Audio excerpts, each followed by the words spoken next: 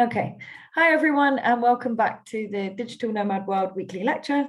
I'm Becca, and I'll be your host. And today I will be talking with Laurel Robbins, who turned her passion of hiking into a business. So welcome, Laurel. Thank you so much, Becca. Really excited to be here. Yeah, thank you for agreeing to chat with me. So first, I just want to ask you to talk a little bit about yourself. So can you tell us where you're from and where you are now? Sure. So I'm originally from Canada, but I have been location independent for the past 11 and a half years. That journey has taken me to a couple different places in Germany, Bulgaria, and right now I am in the beautiful island of Kassos in Greece for the next 3 months. Nice. And well, I guess my next question is, how did you end up there? I know how, but for people to catch up a little bit, why did you choose Greece? Sure. If you're not an EU citizen, which unfortunately I'm not, then you are only allowed in Bulgaria for 90 days. And so I think it's an issue that so many nomads face all over. It's visa requirements.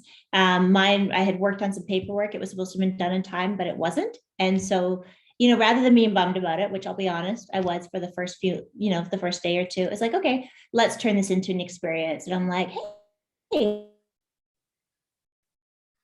island. That'd be kind of cool to live on an island. So it's like, okay, let's go live on an island for 3 months. Yeah, that's good. That's a positive way of looking at it as well. And I think something that's quite nice, like about Europe, is you can kind of hop between the different areas for visas and things, which makes it nice. So to give everyone a little bit of an understanding about what you do, can you tell us a little bit about your work? Sure. So I started Monkeys and Mountains Adventure Travel 11 and a half years ago, and it has morphed over the last 11 and a half years. So it started off as an adventure travel blog. And I knew absolutely nothing about adventure travel blogging, except for I like to travel. That was it. It's probably smarter to actually start a business about something you know something about, but I did not do that.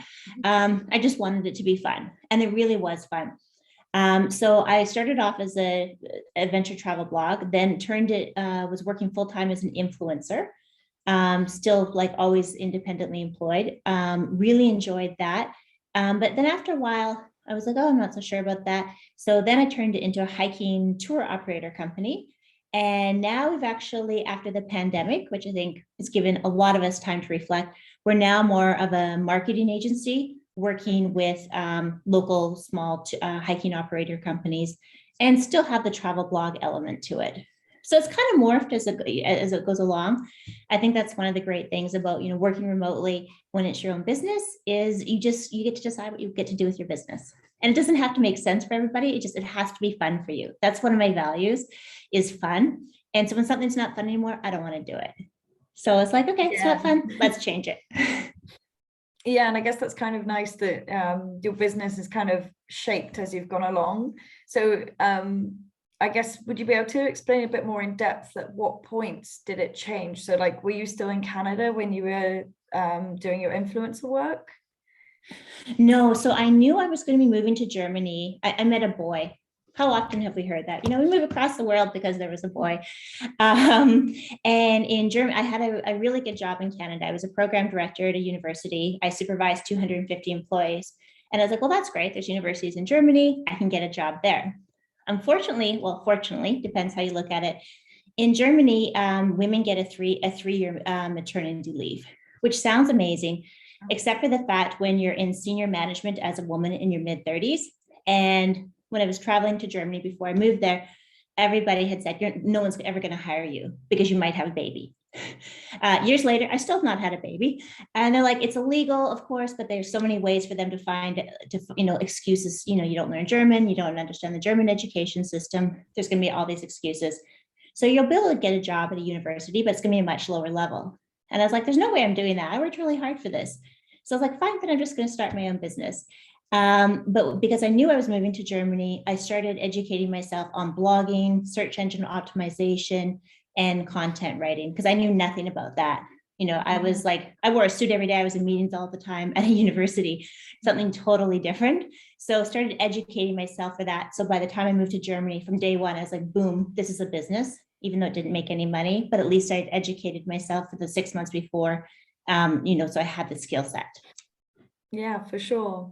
So I guess when you were looking at transitioning to Germany, what were your visa options, or how did you get around that? Because I think that's something that a lot of digital nomads ask, especially coming from Canada to Europe. I guess, how did you work around that, or what options did you find? So luckily it's opened up a lot more, but what I did for my first year is I did a language school visa. And so, which meant I was in German school 20 hours a week, which is not the most fun thing you could ever do, to be honest. But I do think it is important to learn a language if you're going to be living there for a while. And I did live in Germany for 11 and a half years. At the time that I was there, beyond that, you could get a marriage visa, but now the EU has extended it so you can get a partner visa. And so I took that route. But in Germany, actually, it's fairly easy if you don't, to get a freelancer visa. At least it was about up till a year ago. They may have changed it. But surprisingly, Germany was one of the easier countries in the EU to get a freelancer visa. Okay, yeah, that's really interesting. I think that's probably quite a good way for many digital nomads to get a visa to stay within Europe or within Germany. Interesting for sure. So I guess when you decided then to become an influencer in Germany and you'd got your visa to be there, can you tell us a little bit about how you kind of started your blog and kind of where, like, the building blocks of that, I guess?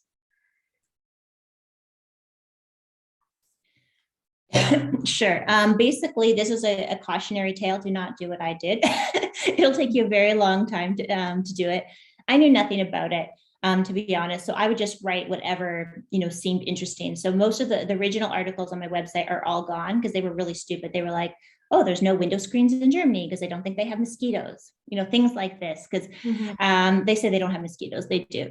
But you're like, come on, nobody is searching for that. And I really didn't understand the user intent and trying to be helpful.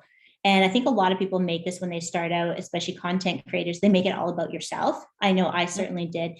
And I feel like that is the biggest mistake. You want to make it about your audience. What kind of questions do they have? What kind of problems do they have? What kind of information are they looking for? How can you help them? And I'd say that's one of the number one mistake content creators make when they're starting out, and I certainly did, was making it all about you. Nobody cared that I cared that I had no window screens and I was getting eaten, alive by mosquitoes at night, but I thought they did.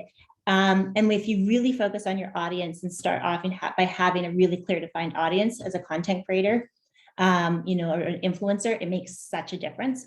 And then the second thing, when I started, there was a few conferences, but travel blogging was still very much in its infancy. I think things like this are so important. You need a network because there's whatever you want to do, doesn't matter what it is. People are already doing it. They've already, much further ahead than you are. You want to surround yourself with those people and really learn from those people. Like, that makes a huge difference. And so rather than trying to learn everything like this, which is what I did, you can go like this. Yeah, no, that's very valuable information. So I guess actually kind of, I guess on the topic of starting your blog and becoming like an influencer, how, for the transition from being in Canada to Germany, if you don't mind me asking, like, how did you find that financially? Because I think one of the biggest questions people have when they're looking to become a digital nomad is how do they get their finances? Like, do they have savings? Like, do they sell everything and go? Do they need a part-time job whilst they're building their content? If you don't mind me asking, what did you do and how was your experience? Right. So I really do recommend that you start it while you still have a full-time job, and it will be crazy. You're going to be working all day and then you're going to be learning the skills, building your business. It is a crazy time, but I think it's really important to do that unless you have a lot of savings, because it takes the financial pressure off. So like I said, I was like learning the skills beforehand. I didn't actually start my business beforehand. At that point, I was working with 60 to 80 hours a week. So to spend even 2 or 3 hours just learning what I needed to learn. But really, I would recommend that somebody actually start their business beforehand while you still have a full-time job. In my case, I was also teaching at the university, and I made sure that I turned it into an online course, knowing that I was going to be moving to Germany, so that I still had a little bit of income. But that was honestly like a fraction of my income, because I used to just teach a little bit on the side for fun, where my day job was, working in the office. but even having that little bit of income was super, super important to me. But I feel like a lot of us want to become digital nomads or work remotely for freedom. And if you're constantly worrying about your bank account, I know I own a travel business during the pandemic, that is like the opposite of freedom. And so I really think it is important to have that in place beforehand, whether it is, you have a certain amount of savings, or ideally you start your business beforehand or freelancing beforehand, whatever that looks like for you. But, I think it's really silly if you just quit and have $500 and say, okay, let's just see what happens. I mean, I really hope it works out, and I admire people that do that. I personally don't have that big of a risk tolerance, and I don't want to assume that it's going to be easy to get clients. Maybe it is, maybe it's not. If it is, fantastic. So I think it is good that the preparation, I think, is super, super important. Not sexy, but super important. Yeah, yeah, definitely. So from developing your travel blog, at what point, so you have your passion for hiking, at what point did these two kind of merge and you form your current business? Probably officially about 3 years ago, but even before then, I was starting to do more influencer campaigns that focused on hiking. So that was the good thing. I think it's for me, the other thing that's really important, like I mentioned before, is that it has to be fun. Hiking for me is fun, so I would just post a lot about hiking. Then I became known more as, the adventure travel blogger who hikes. So then I would get more influencer campaigns around that.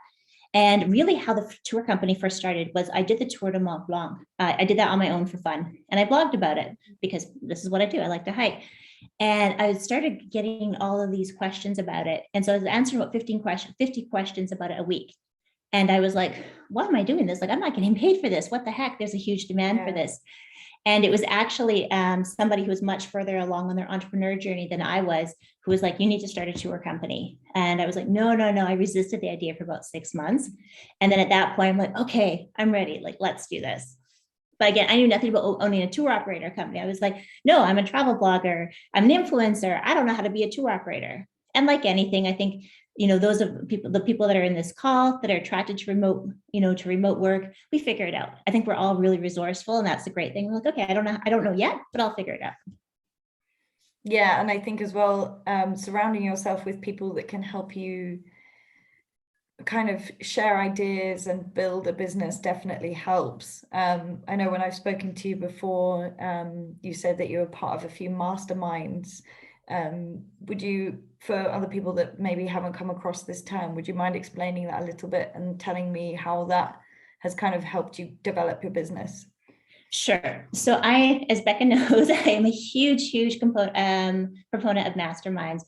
What a mastermind is, it's a group of, I'd say, between 4 to 5 people, and you meet semi-regularly, whether it's every week, once every 2 weeks, once a month, depends on the format. And then each person gets, it depends how structured you want to make it, but say it gets about 15 minutes.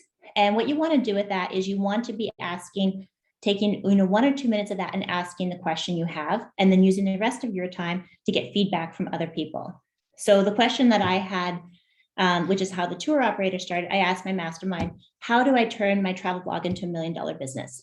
That was the question, because I was fortunate to be in this group with 2 people that did have multi-million-dollar businesses.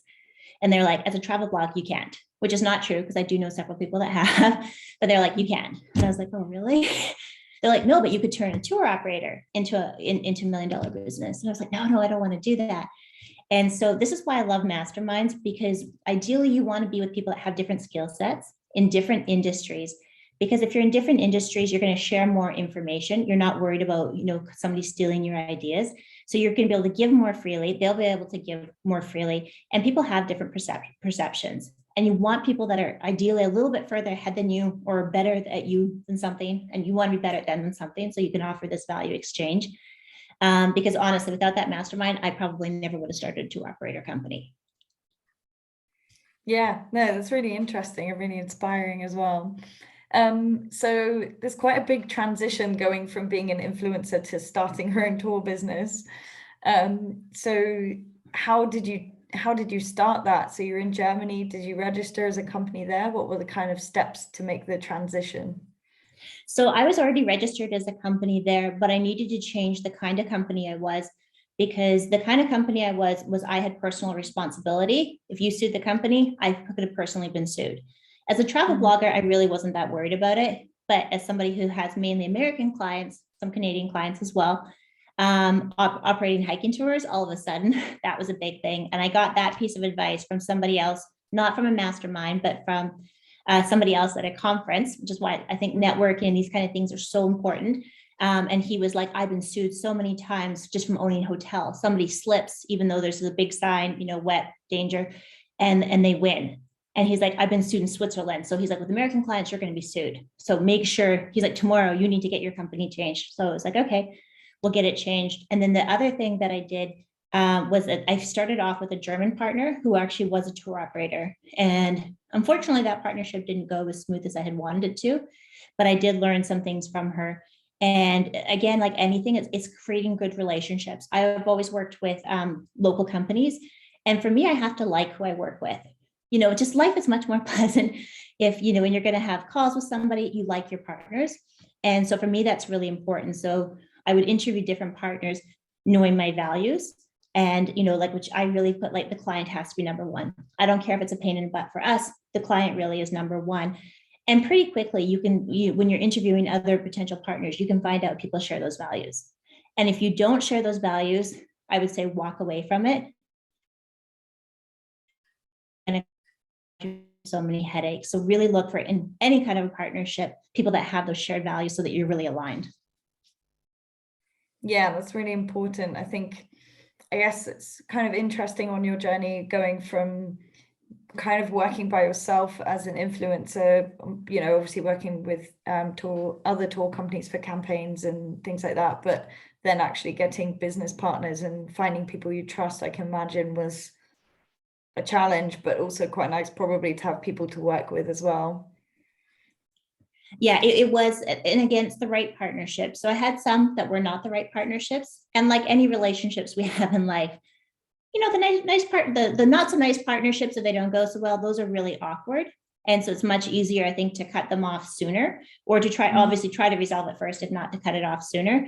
And then the right partners. So I was very lucky for the Tour de Mont Blanc, the new partner that we work with during the pandemic. You can imagine running, a travel company during the pandemic, and the Tour de Mont Blanc takes you in 3 different countries. Plus we have Americans. So we've got, 4 different countries. My country was Germany. So I had to make sure I was following the German regulations. Their company was French. So they had to make sure they were following the French regulations. And it was so great. I was so grateful to be in it with her because we had such a great relationship. Both small businesses were like, we'll figure this out for the clients. And it was so wonderful during to have each other as a support during a difficult time. But with the wrong partnership, it would have been a nightmare. Yeah, for sure. Yeah, for sure. So I guess kind of as the topic is turning your passion into your career, in what aspect does your passion for hiking come into the business? Obviously you're selling tours to people who want to hike, but do you get to go out and scout them first? Do you ever go on the tours? Yeah, so I scout almost all of our tours first, and then I change them based on what I would like, because I have really high standards, and also with what the American and the Canadian market would like, which is sometimes different than what the European market would look like. In Canada and the US, we don't really have the mountain huts that we have in Europe. They're much more rugged for the most part, and so it's looking at that, to see. So that's really where it came in. Is that I get to do the kind of tours that I'm interested in doing. And so the tours we offer, the ones that I'm like, oh, I think that looks cool. Let's figure out how to make that happen. So that's really where it comes into place. And the other part is my social media. I have 120,000 followers, and I'm always posting hiking photos because I'm actually hiking. And that, even though, when I lived in Germany, I purposely never had any hiking tours in Germany. And the reason for that was because it would not have been fun for me if I would have been, if I had tours in the place where I was hiking for fun all the time, I would never turn off. And for me, hiking is the place I get to turn off. When I'm researching a tour, I have my notebook. I'm the most annoying person to hike with when I'm actually doing the tour research. I don't really necessarily enjoy it because I'm trying to make sure this is great for my clients. But when I hike, that's where I get all my ideas. And so that's one thing you have to be careful when it's your passion, is that it's not all, you don't lose your passion for it because it's all about the business. And so by not having hiking tours in Germany, I was able to do that. But it was also great because I could expense all my hiking trips because I said, no, look, I'm an influencer here. Look, I have these 120,000 followers. I have to show people that I'm a hiker. And the German government was like, okay.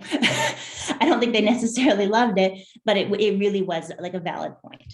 And also it made it much more easier to sell hiking tours from an actual hiker itself, rather than somebody who just sits behind the desk and, you know, who never hikes. Yeah, for sure. So actually we've started getting in some questions now, and the first one leads on quite nicely from that. It's, what are some of the wrong decisions you made along the way that you would advise others to avoid? So I assume that's within building your business. Yeah, I think one of the biggest things I did was I didn't hire soon enough. I feel like when you're not making very much money, so when you're making maybe 10,000 a year, you know, you're like, oh, I can't afford to hire somebody. And I get that, because, you know, if you're making, let's say, $1,000 a month, to pay somebody $200 or $300 a month, you're like, that's a big chunk of your income. But actually, I think that is the right time to do it, because that will grow your business so much faster. Because one of the things you realize, I think, very quickly, you know, I was kind of like a really great employee. I had this great team behind me. I didn't realize how bad I was at so many things until I started my own company. I was like, wow, I'm really bad at that, because I always had this team, you know, in an office place to do that. And so you really want to outsource the things right away that either you're not really good at, or, you know, that somebody else is just going to be able to do a lot better. So I think that was probably the biggest mistake I made. And the second thing was, I would say in the beginning, and this was because a lot of these groups didn't exist then, is not finding other entrepreneurs and other travel bloggers quickly enough. Because once I did, my business went like this. And again, I think community is so important. That's why I think like the work that you're doing, Becca, is super, super important. And not having that, you know, 10 minds you're going to get more ideas than if it's just your own idea. And I think also when you're working remotely, you need other people's ideas. You know, you need that the other input. We tend to think like this. So I think those would be the two biggest mistakes. Yeah, that's interesting. Yeah, because I think as well, it's kind of perhaps starting out, you don't really necessarily think about not having other co-workers around you within your business or company. And I can imagine that it becomes quite overwhelming, perhaps if you've got to do all the tasks. So trying to outsource and get other people in, I see as a huge benefit for sure. So the next question is, in which order did you build up the different income streams? They suppose that you did the tours first, but what about your blogging and affiliate marketing?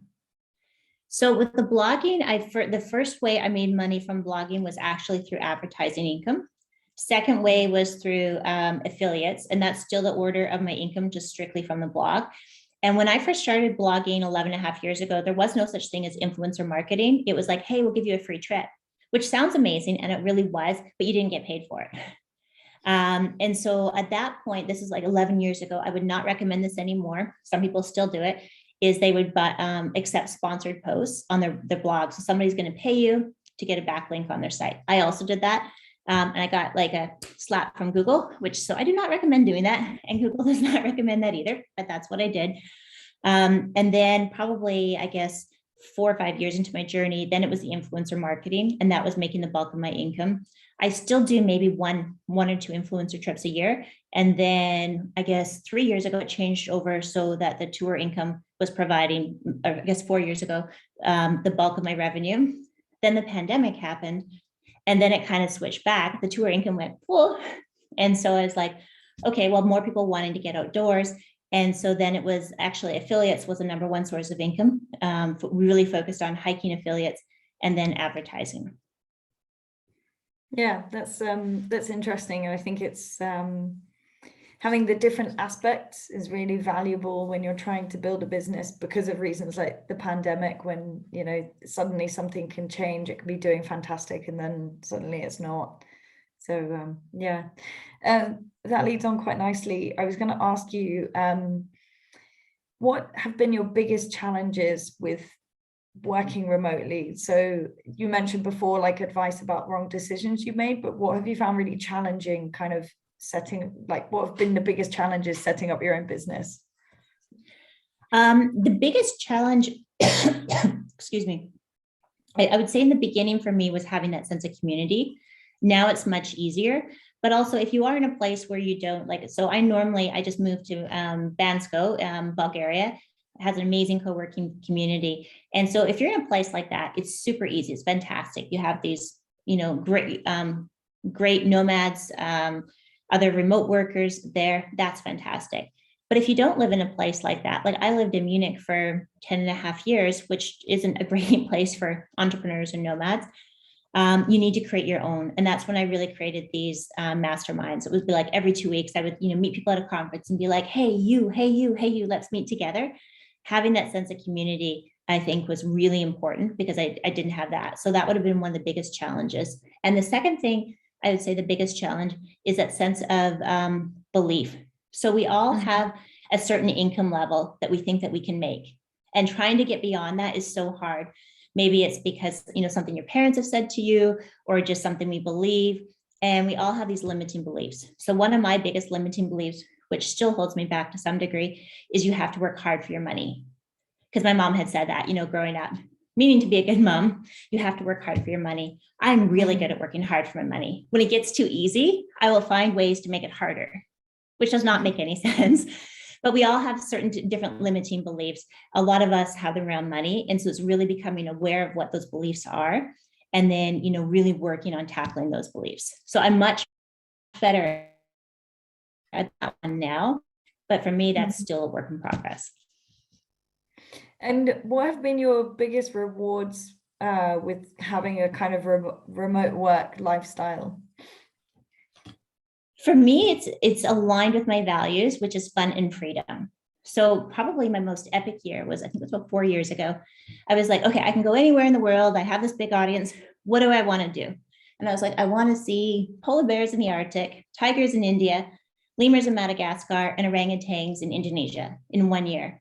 And I made 3 of those happen, where the trips were either all expenses paid, I got paid, or I got like 90% off from doing that through my influencer work. The only one I didn't get to do, I still have not done it yet, is see orangutans. And when I was doing all this in 1 year, I was like, this is fantastic. I'm getting to experience all this. I'm getting to meet amazing people, see all this incredible wildlife. So for me, that was one of the biggest things. It was just like, wow, like I'm living the dream. But really, I think for me, I think the biggest reward is whatever your values are. So mine are fun and freedom. You get to align your business and build your business around that.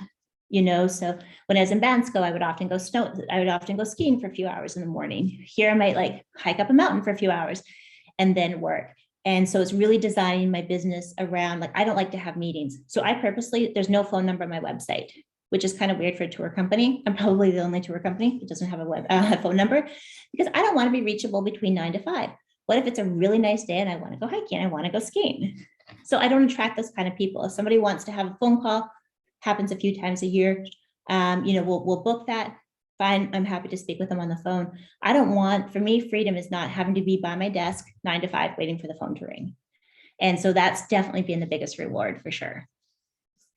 Yeah, I think that kind of having flexibility is so valuable. The ability to kind of choose your hours and choose when you want to work and when you can also enjoy the things around you, and creating a situation where you can have that balance is so valuable. Yeah, absolutely. So I have one last question for you, just to finish up the conversation. I ask this to everyone. What is the one piece of advice you would give to other nomads, or for people who are looking to become digital nomads or set up a remote business? So the number one piece of advice I have is really clearly define what your values are, and then set up your business or your lifestyle according to what your values are. So if you really want that freedom, you want to travel the world, you probably don't want to create a business where you have to have times, where you're going to have meetings with time zones of different countries, because then you're going to be having meetings at 2 o'clock in the morning or 3 o'clock in the morning. So if that's really what you want to do, then make sure you don't set up a business like that. I think there's millions of ways you can make money, but the key is to make money the right way for you. And that's really knowing what your values are, and then aligning your business with your values to say, yeah, I could do that, but that would mean I'd have to have phone calls at 2 o'clock in the morning. Maybe you don't care. Maybe you're like, it's fine. I can just roll out of bed and be totally with it. Boom, boom, boom for a meeting. Fantastic. But if you're like me, you're like, no, I have to have like 3 cups of coffee before I can talk to anybody. That would not be the best business for me. So really align, knowing what your values are, which sounds so basic, but I think a lot of people don't know what their values are. I want to travel. That's fantastic. But why do you want to travel? Like, asking yourself those deeper questions so that you can really create the business or the lifestyle that you want. Yeah, thank you for sharing that with us. I think it's really important that people think about that, because it can be easy to just kind of jump into something and not even consider things like time zones or valuing why you want to do this. So thank you for sharing that with us. Thank you everyone for joining us today. And thank you again, Laurel, for speaking with me. If anyone wants to find out more about what you're doing, Laurel, or if they want to get in contact to chat with you, where is best for them to contact you? My website, which is monkeysandmountains.com, or on Instagram. My Instagram handle is Laurel_Robbins. You'll see with all the mountains, lots of mountain pictures there. Thank you very much. So for everyone else who wants to join us again next week, I will be speaking with Zsofia Banyai, who is an operational outsourcing manager, and she helps businesses outsource tasks without losing profit. So if you're interested in that, then join me again the same time next Monday. And thank you again, Laurel. It was lovely speaking with you. Great. Thank you so much, Becca. Thank you.